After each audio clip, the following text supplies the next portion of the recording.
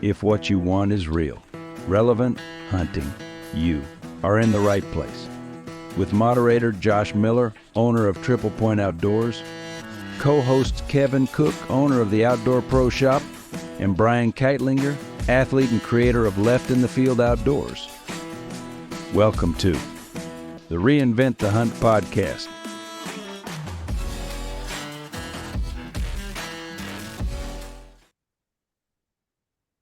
All right, everybody. Well, welcome to episode 2 of the Reinvent the Hunt podcast. I'm Josh Miller. I'm here with our co-host, Brian Keitlinger, and also Kevin Cook from the Outdoor Pro Shop. And we can't wait to get started. We had a huge following in the first episode. We want to thank everybody out there for listening. If you're watching or listening on YouTube or the podcast platforms, we are now getting this on all across all the platforms. And I also want to thank my wife, Emily, for getting this out there. She's done a lot of work in the background for the editing and just to get this out on the platform for us. So we've had a lot of fun so far. It's been one episode, but we can't wait to get into episode 2 here. It's going to be a lot of fun, guys. I guess first things first, I'm glad that we had an episode today because these storms that came through Ohio last night, we had a tornado warning here about 5:30 a.m. So I'm kind of tired because our kids and us were all down in the basement and hanging out about 6 a.m. this morning while the wind went through. We had a siren going off and all kinds of stuff. You guys the same? Yeah, I let the dogs out this morning.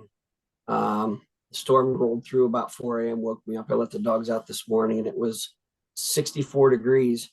I just got home this evening and it is now 28 degrees and we have snow on the ground. Jeez. And Kevin, what do you got going on down there? We got about 60-mile-an-hour winds right now. So I hope I don't drop off of here. Yeah. I'll be all right. Yeah, hang on. Just grab the walls or something around you. That's all I hear is wind outside. Yeah, I don't want to see a motion zoom background that's for real behind you going on. So I'm happy you guys are here. I want to thank you guys for episode 1. We had a great time talking about why we hunt. And again, all this is real. It's all from the heart, and it's all from just us loving the sport and the lifestyle that we do. I actually made some jerky tonight in the air fryer, so we're gonna have some of that tomorrow if it cools down. It seems like to me, the second day I make it, it gets better once it gets cool in the fridge. It kind of soaks up that smoky flavor. But Brian had something crazy happen with it. With your trail cam, something caught? Yeah, I got a buck on camera this morning right before those storms hit. He's one that's been on my property, one of the 2 that made it through. Still holding both of his sides, and it looked like he was dogging a doe. Later on today, after the storms moved through, I got 2 videos of him on the backside of the property. In the first video, he's nudging a doe, nose right up her butt, and then the second video, he's still dogging her and they head out. It's almost March, and again, he's holding both sides, and he's still out there. He's still out there dogging does. So I don't know. We got a million does around our house, so things are out of whack. So yeah, he could still be breeding. I have no idea. You gotta tell that boy to settle down. It's like a college boy at a frat party or something running around. Yeah, that's why he still got. That's why he still got both sides of his antlers. Yeah, exactly. That testosterone still hasn't dropped, and he hasn't dropped. So that's something else. It's always funny because people talk about not to get too far in the rut here, but they always talk about the rut being this first November to mid whatever, and there's times where it goes up and down. But my experience is you got those those wanes and waxes where you get like the big rut and you get the secondary rut and like the tertiary rut. And then there's like 4, 5, 6, 7 ruts after that. And then there's just the deer that just chase them all the time. Yep. Yeah, it could be all over the place. Yeah.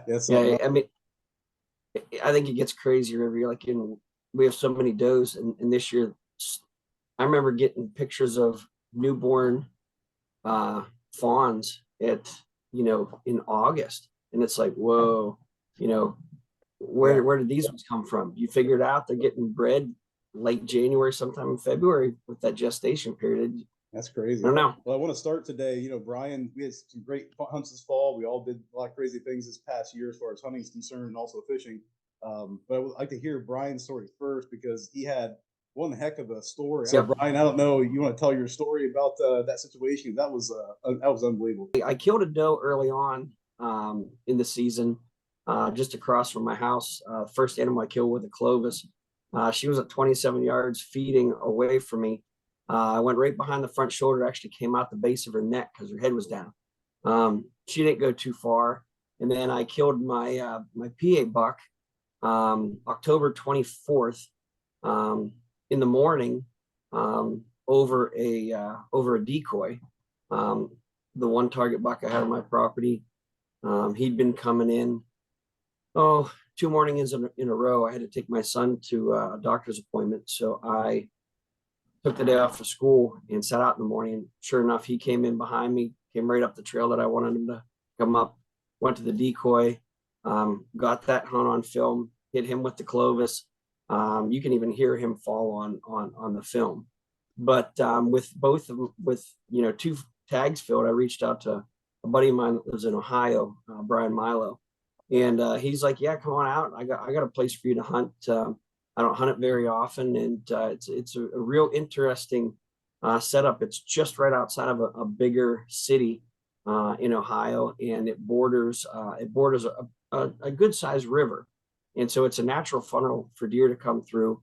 I hunted there earlier in the season and saw a buck. I have a Spy Point trail camera out there that we put out there in, oh goodness, September, and it's a solar camera, Solar Flex, and I'm still getting pictures every day from that camera. But I was getting good intel that there were a few different bucks on that property, and so it was Thanksgiving morning. I was at Thanksgiving dinner at my grandmother's, and I kept getting notifications on my phone, and this one buck was passing through, and I was showing my brother-in-law who hunts a lot as well, and I said, tomorrow's Black Friday. I think I'm going to sneak out in the morning, and I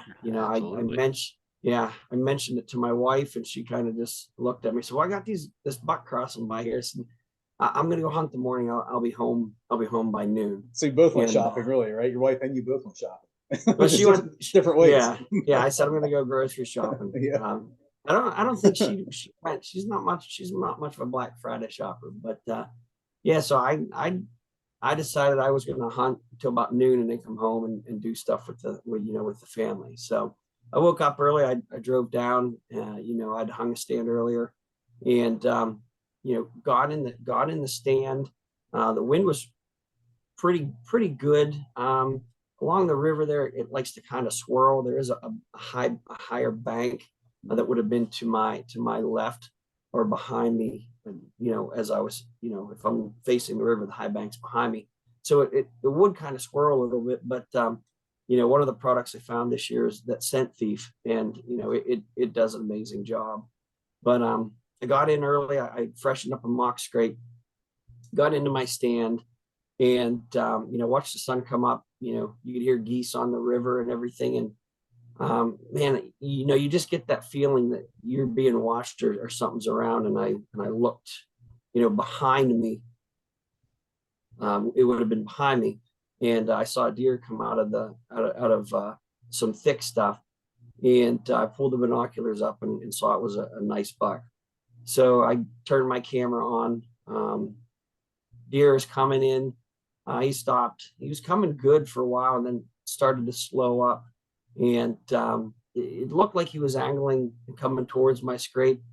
But when he cleared a bigger tree, I knew what the yardage was. And this was right after you had sent me one of the new Clovis Cut Pluses. Okay, so using Cut Plus. I see. Yeah, using the Cut Plus, and he stopped, and I released the arrow, and he turned right into the arrow as it came, and it hit right behind the front shoulder. And you can see on the video, he turns and goes off. And so I sat there for a while, and I called my buddy Brian and was like, "Hey, I shot a buck. Can you call your buddy that has Warbucks deer recovery, because you're allowed to use drones?" He said, I don't want this deer to make it into the river, or I don't want him to swim across the river, because in some spots it's pretty shallow. So he called his buddy, and I got down out of the stand. I didn't even go look for my arrow. Didn't do anything. Went back to my car. We waited, and they showed up with the drone. They fired up the drone. He was up in the air, and within 10 minutes, he's like, "Well, what'd you say your deer looked like?" I said it was a wide rack, heavy horned buck, real big body. And he goes, "Well, right here on the drone screen. He goes, there is a buck that's bedded and it's across the river. I had single lunged him, and he went, and at some point in time he either walked across the river, swam across the river. Wow. So he came back, landed the drone, and said, we're gonna take the drone, we're gonna drive up the road to the church parking lot and get the drone up in the air again and see where he's at from here. So we did the same thing. We got there, he had marked the coordinates on his drone. He got up and he goes, yeah, that deer is just right over there. And I said, well, is he hurt? Is he okay? I mean, I don't want to go in after, something that he's going to get up and walk away. And so he brought that drone back, fired up another drone. That drone has like a big microphone on it. And he went over and he got above the deer and lowered the drone down just above the treetops. And you can whistle, clap, do all this stuff into the speaker and play it at a real loud volume. And he did that a few times, and we could even hear it from where we were at. And he's like, yeah, he goes, that deer not even picking his head up. He's not doing anything. He goes, so I'm going to bring the drone back, and you can go and see if you can see where he's at across the river. Now, granted, there's homes all along the river and everything. So we went up this one road, and there's a little tiny park at the end of it. And we got back there. There was a guy on a bobcat doing some stuff, and there were some people milling around their houses and everything. So my buddy Brian and I are trying to be as inconspicuous as possible. Nonchalant. in camo and stuff like that. But where that road ended, the buck was bedded right across from us. And so we sat in the truck and stuff and talked about, okay, what should we do? What's going on? I said, well, you know what? Let me get the rangefinder and grab my bow, and I'll put another arrow in him, and we'll be done with it. So he's like, all right. So I got my bow, grabbed another arrow, and got down and to a place that was nice and level. And I looked, ranged it. That's 40 yards right on the dot. I had a clear shot. So I said, you watching the binoculars from up there in case he gets up and runs. And I said, the worst case scenario is he's going to run into the river. And I said, well, if he does that, I said, we'll have to figure that out. Well, I knew I'd probably just drop my bow on the shore and go in after him. What I ended up doing is I put another arrow in him into his vitals. He never moved. And we both watched his head just fall right over.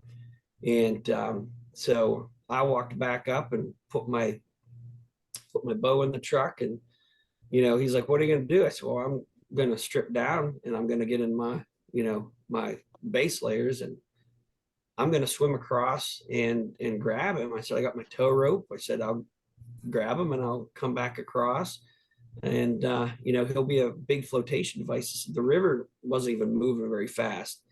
And so we sat there and hemmed and hawed, and I said, I lifeguarded, I swam all the time. I still swim. I said, it was a 40-yard shot, and I was already a few yards back from the river. I said, it's just a quick swim back and forth. And so we sat there and talked somewhere. He's like, I got a little John boat at my house. I live 5 minutes down the road. Why don't we just go there, get the John boat, and we'll come back. You can row across, we'll throw them in the boat, we'll get back. Makes sense. So yeah, so we packed up the stuff very quickly and went to his place. We were probably gone about a half an hour. Come back, we pull in, unloading the boat. I look over, the deer's gone.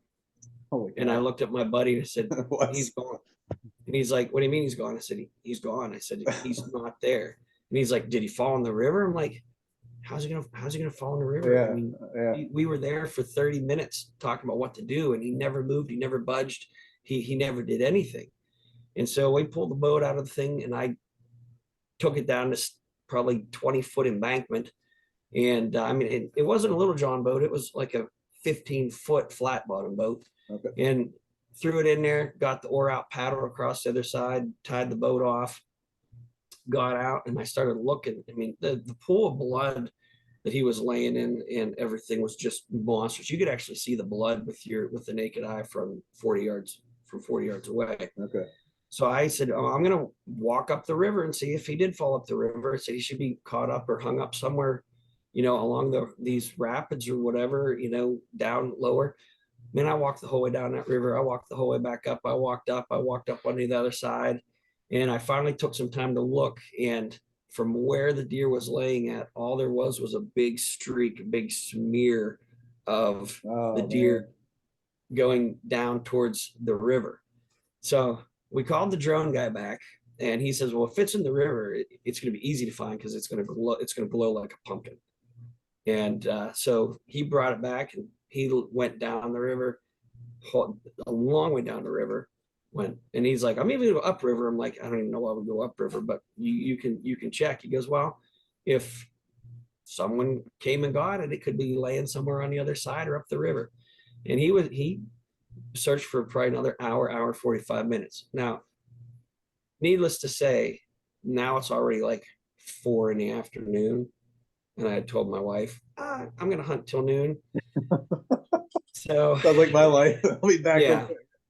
So needless to say, the guy who ran the drone, who, we're going to have on the show here later in one of the episodes, he got in the boat with me, went over, and he's like, dude, he goes, someone after you guys left went over and took that deer. They said, there's no other explanation for it. They said, there's just no way that he would have rolled into the river, because the way he was laying on the bank, he was laying, there's just no way gravity would even take and drag him in. He was 5 foot away from the riverbank, and he was on an upward slope. So he was actually bedded down like into the hill. And so he went over across with me, and he's like, someone stole it. And I'm like, it is kind of funny to see that, when we got back, the guy in the Bobcat was gone. The people in the other house and stuff were gone. And then, like I said, and I didn't tell you this part. Then we had this guy come out of one of the very last houses with a pellet gun, all dressed in camo and stuff like that. And he's like, I run this channel on pellet gun YouTuber and all this stuff. And he's and he starts, asking questions and this and that. And I'm like, man, this just doesn't seem right. He's, what you looking for? I said, oh, we're looking for a deer. And he's like, is it a nice one? I said, yeah. I said, it was a nice buck. He's like, oh, it wasn't that nice 8-point that was been running around here. And I'm sitting there going, you know what? Come on, man. But I mean, that's hard. What are you gonna do? I even went back later that night and knocked on that guy's door. I said, I tell you what, I said, I'll give a $500 reward for any information, to get this. I said, I was going to donate the buck anyhow, because I'm part of Hunter Sharing the Harvest. And I said, I was going to donate it anyhow. I said, you help me find. I said, I'll give you a hind quarter or two or whatever. I said, but yeah, that was really kind of the wrap up of my season. I've never had anything like that happen before. I mean, that's something else. It blows my mind. I mean, you have someone come in and use a tool for what it's supposed to. You locate it, you find it, you finish it off, you do everything you need to do, and it still ends up gone. I mean, hindsight being 2020, I should have just stripped down and swim across and got it and brought it back. That's something else. That was a plot twist I was not expecting. Yeah, what See, a story. So all I have of it is trail camera pictures and drone pictures. We have drone pictures of him. I mean, he was probably 130-inch 8-point or better. Do we need to go down to that river and start walking past the house and looking at windows at night and figure out where's the sailor at, or who's eating jerky right now, I mean, it is. It's just it blows your mind. And my buddy Brian to this day is like, man, I feel so bad. I'm like, how are we supposed to know? Yeah. Literally, how are we supposed to know that's gonna? That's the most odd story. Like, why would anybody? I don't understand why you take someone else's deer. First of all, I don't get that. I've heard of people like in Ohio cross property line and no, you can't go get it or can't go look for it. That's one thing, but like literally visibly seeing someone track a deer, find it, and then steal it, it's just beyond me. Yep. I don't understand the purpose of that. And that was one of the reasons. That was one of the reasons we called the drone guy in, because the way the deer went, he went through all kinds of other people's property. If you have a deer dog you're trespassing. And I said, if we find it and it's on someone's property, we'll walk down the street, knock on the door, and be like, hey, I killed a deer. It's on your property back by the river. Can I please retrieve it? Right. And if they say no, well, then you're still up the river, But you go about everything, doing everything ethically and logically and lawfully and all that stuff. And that's probably, for me, that's probably the most heart-wrenching, worst experience ever. And even if it would have been a big fat doe, I still would have been upset. I mean, you make you have all these plans. Okay, I'll donate it to this and I'll do this and this. Now there's there's nothing. So yeah, man, that's one of the books right there. Huh? That's disheartening that somebody would even act like that, to be honest. Yeah. Hopefully, people needed it worse than I did. Yeah, I understand what you're saying. I agree with you there. And this is where you go, you know what? I hope you can use it better than I could at that point. You're right. Kevin, how was your season? What'd you come across? How was your hunt? This season I did a lot of public land hunting this year. Like, I have a couple leases, and I just wanted to switch it up. So I put down the trail cameras. I put down, bait, like everything that people use around here. I just didn't do this year. The second half of the season, I did almost all public land hunting. That's cool. Just scouting and setting up and everything. The big 8 point I got this year was public land. I know this public land very well. It's bow only. It's only like 120 acres. It backs up to a housing development. Like, it's like suburban deer. There's big deer that hang out in it. Yeah, I got Creek Kings next week coming on talking about that. I mean, that's, I think, some of the most underrated hunting is for sure. Just suburban. And there's some slobs out there too. Oh my gosh, yeah. Yeah. Like, unbelievable, like just jaw dropping. Yeah. So anyways, like, I knew this area, like on the right side. I knew we normally do deer drives because our leases butt up against this property. So we normally, at the end of the season during shotgun, will like deer drive this property. And like, I kind of knew where the bucks were hanging out at, like what area. And it was very thick. Like, it was almost like not bow huntable. So, but I went in. So I set up on the right side of the property, and it wasn't 5 minutes of daylight. I had doe come underneath me, like right underneath my stand, and she had like a small basket rack 6 just up her butt, and I was like, I knew it was going to be a good day. Oh yeah. And then, like, it was 30 minutes after that, in front of me, it was like really thick, like a lot of briars. Like, you have like little windows to shoot through. I knew it was going to be difficult, and I seen one doe, and I seen another doe, I seen another doe. And it was like 9 does total, just all different directions, just coming out. And then right behind those 9 does was that big 8 point. So it was about 40 yards away. And I stood up, got ready. And before, he stepped out into like a little patch of clearing that I could shoot through, I drew back and was ready. And he stepped out. I let an arrow fly, sailed right over his back. I hit a small twig that just made the arrow, deflected the arrow right over the ones you can't see, the buck's back. I didn't see it when I drew back. As much as disheartening that is, I know you guys can relate to that. We've all done it. Okay. I still had a good feeling. I knew I already planned to sit all day. I was sitting all day, like from sun up to sundown. Did he take off at the shot? Yeah, he took off. I seen the arrow sail just over his back, so I knew I didn't hit him. I seen my arrow stuck in the ground with the lighted knock. So I sat back down, knocked another arrow, and just waited. And it was all day long. There was deer everywhere. It was like a highway. I think the only time I didn't see deer was between 11 and 12. That was the only hour I didn't see deer. So I had another shooter come behind me, but I don't know. I don't know if he scented me. I don't know what happened, but he just circled around me too far that I couldn't get a shot. So he went off into the thick area, which would be in front of me. And then it was about 3:30, I think. That big 8 that I sailed over his back in the morning came back out directly to the arrow and started sniffing the arrow that was stuck in the ground. That's crazy. No, I was like, that's crazy. No, I was like, no way this is happening. Lion knock's still on, right? Of course. I was still on, Yeah, just sniffing arrow. I mean, to walk directly straight into the arrow, that's didn't something even else. miss a beat. Uh, So that was about 40 yards where like I missed him at. So he got a little bit closer this time at about 30, and he was quartering away, and I just drilled him. It was a little, it wasn't high, but the angle, so it was high. It went down into, double lunged him, but the way he turned broke the arrow off inside of him. And right after I shot, I heard him crash like 60 yards away. So I knew that was a good sign. So I waited about an hour, got down and everything. Zero blood.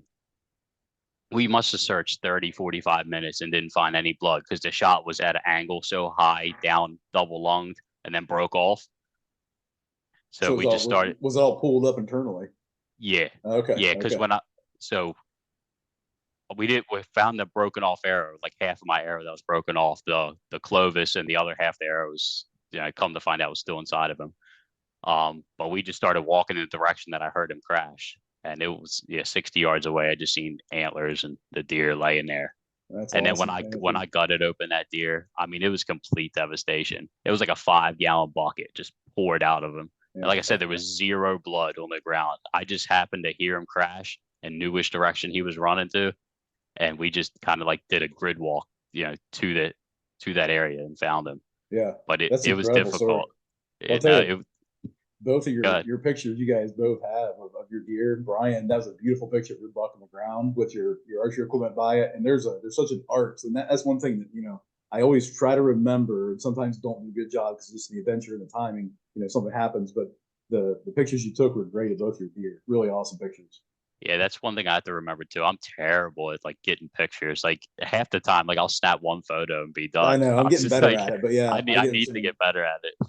Yeah, I was in a Yeah. hurry this year. I know my season was interesting. I had we would put out feed and minerals all year. Had some people come in to hunt and manage a couple of farms and had access to them. And we knew there was a really big deer, several of them on there. And the one I really targeted, I had the best shot in the world at. And it was late October. And I'll tell you, I burned myself because my nose is in my phone too much. And I had this kind of curve. It's a cornfield, standing corn, and that causes a lot of problems this year because that standing corn, it didn't take off for a long, long time. So basically, it was really tough to hunt because they just sat in the corn and wouldn't move. Right.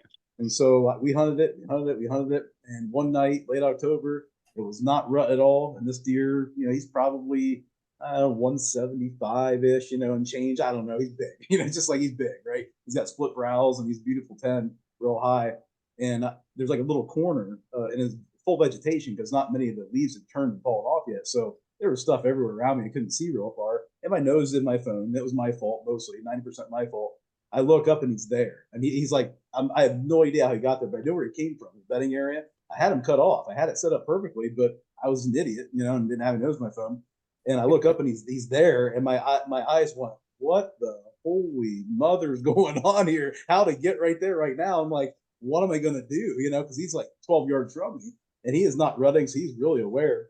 So my instincts immediately are always just me on a big mature buck, especially if they're not in rut, get the heck up and stand against that tree and stop profiling yourself. Don't let that deer profile you because a lot of times they'll immediately profile you against the sky or something in the background. So I stood up. I had my vertical bow hanging on the hanger. And I couldn't even get it in my hand. I couldn't move because he had me pinned down. And I thought, okay, I got to make a choice here. Let him walk through and get a shot, get some motion, or try to do it now. And I thought, well, I'm going to let him go, right?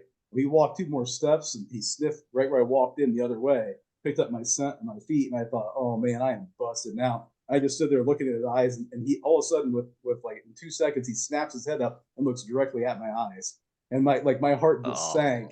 And his antlers are like this, I'm like, I can't even move, I've got my release in my right hand, I'm just dumbfounded, cemented. And I thought it was like his brain and mine at the same time, both busted, because I'm thinking, okay, if I reach quick, I can get a quick shot, right? And he's thinking, I'm gonna get the heck out of here. So at the same time, he bound. I grabbed my bow, put a release on, drew back, and went bat like that. And you can see that video of him running off. He was at 40 yards and he never stopped and just wheeled out of there. And it was funny because another guy I was hunting with had a shot on him earlier. We were walking in the stand one day, and I've never had this happen either. We're walking in the stand, and I'm dinking around my GoPro behind him, it's hot, whatever, taking film. And all of a sudden, this buck is bedded at the edge of the corn, like 10 yards in front of us, doesn't get up at first, and then gets up and runs off and stops 20 yards away. And he's got a full arrow in and everything. And I'm like, he's right there. Like, I could see him stand there, but he couldn't see where he was at. He goes at full draw, and then right when he went to shoot, that buck bounded off. So that buck's got 9 lives, I think, because he's going to be bigger next year. I don't think anyone got him this year. And it's going to be a lot of fun trying to maybe hunt him next year and try to get close, because he is a smart deer. So that was my story. I ended up taking a 10-point later. Not a huge deer, but definitely a really, really pretty buck. And that was a night I didn't get good pictures. I got 2 pictures that deer, not even one by me with him, because I was trying to get the heck out of there. It was getting dark and trying to get everybody packed up. And it was one of those, Kevin, where I'm trying to like get out of there as quick as I can. So you know that. Yeah, they don't get big for no reason. Oh, yeah, it's they're unbelievable. smart. Unbelievable. And I know, Yeah. like I know, I've got several stories. My dad got busted one time on our home farm, grew up in Killbuck. So he's in this big tree in a big field, right? And I'm down over the hill from him. And he's like, Josh, you want a Starlight mint? You know, those hard Starlight minty mints, you know, you can chew on. I'm like, what are you doing, Dad? You don't want to eat a mint out in the tree stand. That's in the forward smell. That deer's going to bust you. Nah, they won't pay attention. I'll tell you, they pay attention. Sure enough, a big buck comes up and just wins him in 3 seconds and wheels off. I'm like, I told you that. You know, he's whatever, Starlight mints. But I've heard of people like smoking in tree stands. They get used to the smell and don't pay attention to it. So sometimes It says suburban deer. Yeah, They're used to all the smells. The suburban deer. They don't care. They'll come up and have a burger with you. Exactly. Yeah. Who was it? Who was it down in Seek One? The guy that came to Columbus, Ohio, and shot that huge double drop time buck. And there was like, what was it, like an area where there was meth and heroin and something going on, like crazy stuff, and just insane stories. It's just crazy, like the different areas you go to. Like, yeah, some deer are just completely used to all of that. Like the sounds, the smells, like they don't care. The dogs bark and it doesn't bother them. Right. But it's weird. Like everybody tells me too. They're like, well, those deer are dumb. You could walk up to them and shoot them. Like, no, they aren't. They know if you're hunting them. They're not going to stay there. They're far from dumb. Yeah, they're crazy. Just used to different things that a rural deer aren't. Absolutely. Absolutely. And like where we live, we don't have a lot of forest fires and things stuff like that. So they don't equate, for the most part, smoke like that with like forest fires. Tons of people burn wood for for their homes and this and that. But I mean, I score tons of deer for people when you start talking to them, and a high percentage of the stories like, well, I was having a cigarette or I was smoking my cigar. Yeah, you're sitting there going, but I mean, guys smoke their clothes. I mean, it's all over the place, isn't it? Yeah, it's a lot of. I mean, a lot of it is wind too. I mean, you can do all that you want. You play the wind right, it doesn't really matter. Right. You're right. It's like it seems to be like a real weird mixture of geographically dependent. Are you close to a city? Not. You know, you're more rural areas or more forest fires, like you said, Brian. There's a lot of agriculture. Is there a lot of city noises? And it's so true. Like there's a bunch of dogs and people. They get so good and in tune with their environment. It really depends on where you hunt. I think. Right. That's incredible. You brought up like the standing corn, man, because that happens around us all the time. Yeah, every other year they'll plant corn and then beans. Like every other year they'll alternate, rotation. And then when that corn's up, they have no reason to leave. No, they just hang out in there. They got food, they got water, they got shelter. Like they don't leave until it's cut down. Yeah, and it really murdered the number of deer we saw in that farm this year, because all the way through ruts until like late November, that corn was up, and we had seen some really big deer running around there. But like the one deer, after the night after I shot my buck on that farm, I was actually headed out away from the area another hunter was, not to bother him, and I walked clear around the farm. Well, I got to the top of the hill and I jumped an enormous buck laying at the edge of the corn, and he's just sitting in the corn, laying there. No one can touch it. Yeah, we had, it was last year. They didn't cut the corn until a week after turkey season started in May. We had farmers who left their corn up all year until May. Was it a price situation or what? I have no idea, but I remember sitting there going, well, I know where the deer and we're going to look for sheds and everything. And I remember coming home from school the one day, and I drove by there. I'm like, they're finally cutting the corn, and now they did a pretty poor job of it. But I mean, we didn't have a very bad winter, so like you know where the deer are at. But I mean, there was probably 80 acres of corn that stayed up all year. They didn't cut the corn this year till right before Thanksgiving. So I mean, we're just getting ready to head into rifle season. And I've talked to some of the local farmers this year. They did say we're leaving it up because the price of corn fell dramatically from the time they appraised it at the beginning of the year or whatever. whatever get their prices. But I'm like, I don't want to hear you complaining that you're having crop damage because we can't shoot them if they're in the corn. Right. I mean, Absolutely. It makes it tough. you just can't. And when legit you have 500 acres of corn around, the property, that it's not going to work. Yeah, I always love it. I was sitting there early season, and you'll see like way out in the cornfield, the stalk going like that. You can see him beating the crap out of that corn ear out there. It's funny. It's a lot of fun. Well, thank you guys again for another great episode 2 here of the Reinvent and Hunt podcast. Next week, we're going to have the Creek Kings on from the suburbs of Columbus, Ohio, so you can learn about how they hunt their deer down there. I've spent a lot of time driving down through there, and there's great fields and ag areas to hunt deer in down there. So it should be another great episode to come back and listen to and watch. So like and subscribe if you can. Listen to us on the podcast, give us a review. We appreciate all you out there. So Brian, Kevin, anything last words here?